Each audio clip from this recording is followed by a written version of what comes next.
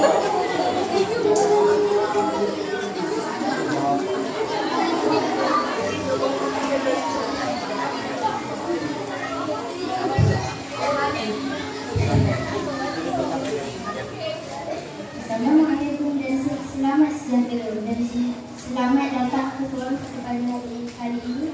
Baiklah, saya perkenalkan diri saya, keluarga saya dan adik-beradik saya. Baiklah, nama saya Nadia Nasuha dari kelas 6 Darjah. Baiklah, saya perkenalkan panel pertama Muhammad Adam Hafiz, panel kedua Yusuf Islam dan panel ketiga Haziq Syazwan. Baiklah, saya menceritakan dengan tajuk Hukuman dalam Negeri, Kepentingan Disiplin dan Kepegawaian. Assalamualaikum dan salam sejahtera. Selamat datang kepada hari yang bertajuk Kepentingan Disiplin. Selamat dalam kehidupan bersama kita ialah 3 ahli panel yang akan berkongsi pandangan mereka. Baiklah, saya memulakan dengan soalan pertama. Apakah maksud disiplin?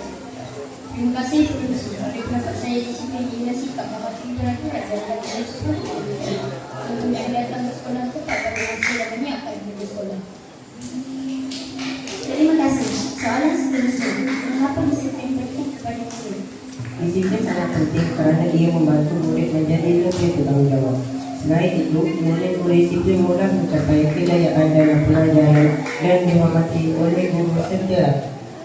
Baiklah, terima kasih.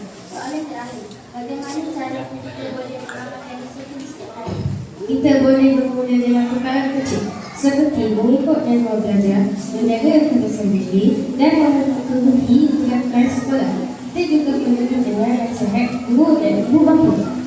Terima kasih kepada semua ahli atas kongsian yang sangat bermanfaat. Sebagai kesimpulan, disiplin merupakan kunci kejayaan dalam kehidupan kita sebagai murid. Sekian sahaja kepada hari ini. Terima kasih.